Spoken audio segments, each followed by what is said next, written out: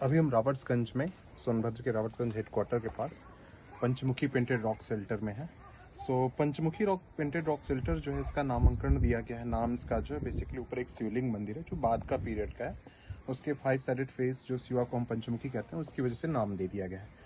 लेकिन अगर इस एरिया की लोकेलिटी के ऊपर जाए और इसका कंटिन्यूटी, कल्चरल कंटिन्यूटी देखना स्टार्ट करें, तो हमारे पास फ्रॉम मेसोलिथिक एविडेंस स्टार्ट होते हैं। मेसोलिथिक के तौर पे हमारे पास माइक्रोलिथ काफ़ी एग्जांपल ऊपर टॉप फ्लोर पे मिलते हैं, और इस तरह के कई सारे पेंटेड छोटे छोटे रॉक शेल्टर्स हैं। जैसे आप इसको देख रहे हैं, छोटा सा रॉक शेल्टर है। अब इस रॉक शेल्टर की जो खासियत हम करें, तो सबसे पहले हमारे यहाँ इंडिया में जो रॉक आर्ट स्टार्ट होता है, उसको कार्लाइल और कॉकबर्न ने काम करना स्टार्ट किया था। सबसे पहले कार्लाइल ने रिपोर्ट किया, कार्लाइल ने, फिर उसके बाद कॉकबर्न ने उसके ऊपर काम किया। इसमें सबसे एक इम्पॉर्टेंट पेंटिंग है हमारे इंडियन रॉक आर्ट की हिस्ट्री में, वो है ये आप राइनो हंटिंग देख सकते हैं। ठीक है, ये one of the most beautiful rhino depiction है पूरे सोनभद्र की। राइनो है, वन हॉर्न राइनो है, जिसकी पूरी बॉडी को बहुत अच्छे तरीके से प्रॉपर पोर्शन में दिखाया गया है। और ये जो आप लाइनिंग दिख रहा है ना, ये डेकोरेटेड पैटर्न, ये रेयर है हमारे यहाँ इस रीजन में, सोनभद्र में। और ये पीछे हंटर है जो बो एंड एरो से इसको शिकार कर रहा है, और एक तीर यहाँ पे लगा हुआ। बेसिकली हुआ ये कि जब ये शेल्टर खोजा गया, जब कॉकबर्न ने इसको रिपोर्ट करना स्टार्ट किया, तो बाय मिस्टेक वो इस शेल्टर को, इसको बोर समझ लेता है। तो वो लिखते हैं बोर के तौर पे कि ये सब बोर है और ऐसी सारी चीजें हैं। यहाँ से हो गया, और एक दो और शेल्टर से उनको मिलता है।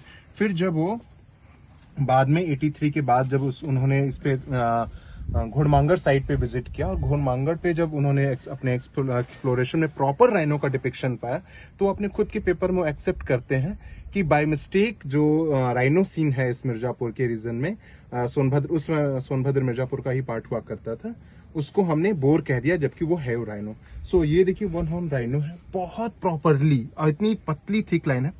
अब इसमें यहाँ पे जो राइनो का सीन है, हंटिंग सीन है, तो क्या ये सिर्फ और सिर्फ राइनो हंटिंग सीन की वजह से इंपॉर्टेंस हो जाता है? नहीं। इसका जो रॉक पेंटिंग को जो समझने का हमारा एक तरीका है, वो होता है कि एक पेंटिंग अपने इमोशंस को एक्सप्रेस कर दिया, और एक जगह का सिलेक्शन। इस जगह के सिलेक्शन में आप देख सकते हैं कि हार्डली हमारे पास 2 बित्ते से भी कम का स्पेस है, और जहां पेंटिंग है वो एक बित्ते से भी कम का स्पेस है, मतलब 10 से 12 इंच के आसपास का स्पेस है। ऐसी जगह पे अगर वो आ रहा है और ये पेंटिंग बना रहा है अपना इतना डेकोरेटेड, तो इसको हम सेक्रेट लैंडस्केप कहते हैं। सेक्रेट लैंडस्केप पर पर्पजली सेलेक्ट किया गया था, और उसमें हमें इस तरह की पेंटिंग के सीन डिपिक्शन मिलते हैं।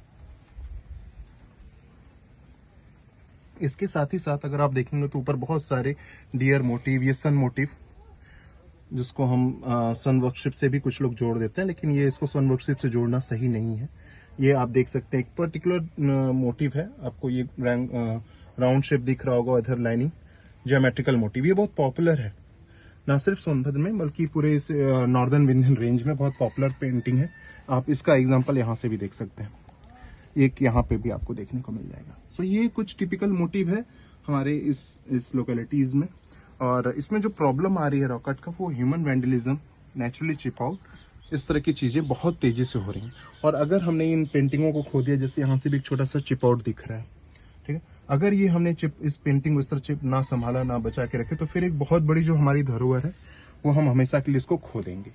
आप इसके नेचुरल आसपास का जब तक एरिया नहीं देखेंगे, flat area, agriculture land, water bodies का पीछे होना, और ये पूरे शेल्टर का, तब तक आप मैं इसको सेक्रेट लैंडस्केप क्यों कह रहा हूँ, क्यों इसके ब्यूटी को कह रहा हूँ कि इस तरह की इंपॉर्टेंट जगह, वो आप नहीं समझ पाए होंगे। अब इस तरह हम इस सारी चीज़ों को कवर करें।